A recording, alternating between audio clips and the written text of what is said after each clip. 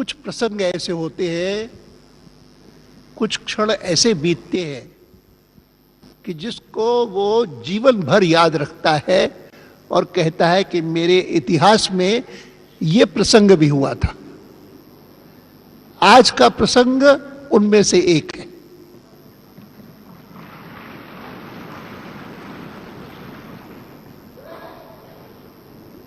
जैसे नरेंद्र भाई ने कहा, नितिन जी ने कहा कि वे इस कक्ष में पहली बार आए हैं,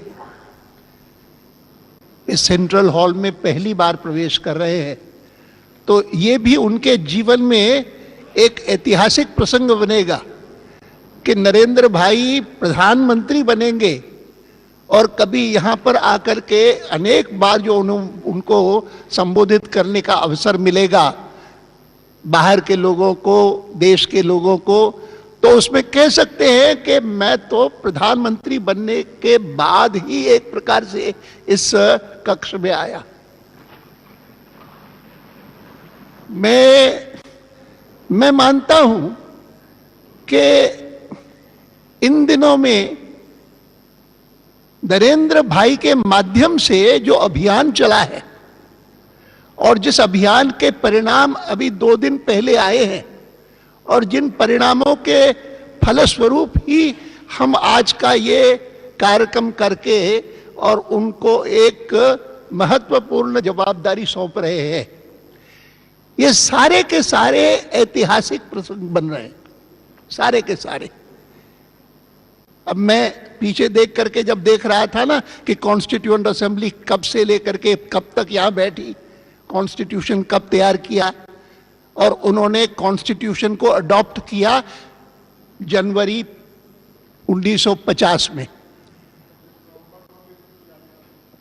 46 में तो शुरू हुई थी कॉन्स्टिट्यूएंट असेंबली, लेकिन मैं इस बात को कभी भूल नहीं पाता हूं कि ये जो संसद भवन है, वो संसद भवन बना था, बन करके तैयार हुआ था 1927 में, और 1927 में मेरा अपना जन्म हुआ और 20 साल तक मैं अंग्रेज के शासन में रहा। 47 में आजादी मिली और वो पूरे 20 साल मन में एक ही तमन्ना होती थी, स्कूल में था या कॉलेज में था, कि भारत स्वतंत्र कब होगा। और 47 में भारत स्वतंत्र हुआ तो 47 में एक ऐतिहासिक क्षण आया। मैं कराची में था उस समय और बचपन से लेकर के एक कमजोरी मेरे स्वभाव में रही है जिसका मैं कोई उत्तर नहीं ढूंढ पाया हूं। एक बार रीडर्स डाइजेस्ट में जरूर एक आर्टिकल पढ़ा था कि बहुत भावनात्मक लोग होते हैं तो उनके लिए कोई उनकी आलोचना करे तो उनकी आंखों में आंसू आ जाते हैं, कोई उनकी प्रशंसा करे तो उनकी आंखों में आंसू आ जाते हैं। मैं सोचने लगा कि ये क्यों होता है। तब रीडर्स डाइजेस्ट में एक आर्टिकल पढ़ा था कि ये एक इमोशनल कमजोरी है, लेकिन है। मैं सोचता हूं आज 47 से लेकर के आज तक के प्रसंग, तो उनमें एक 47 जब आजादी मिली बहुत खुशी हुई थी, आंखों में आंसू आए थे। उसके बाद एक बार जब इमरजेंसी लगी थी, हम लोग जेल में चले गए थे, तो हमने कहा ये क्या हुआ। वाजपेयी जी, मैं एक पार्लियामेंट्री कमेटी की मीटिंग के लिए बेंगलोर गए थे और वहां पर ले गए हमको कारावास में। क्या हुआ? फिर वो इमरजेंसी समाप्त हुई, जिस प्रकार से आंखों में फिर से आंसू आए।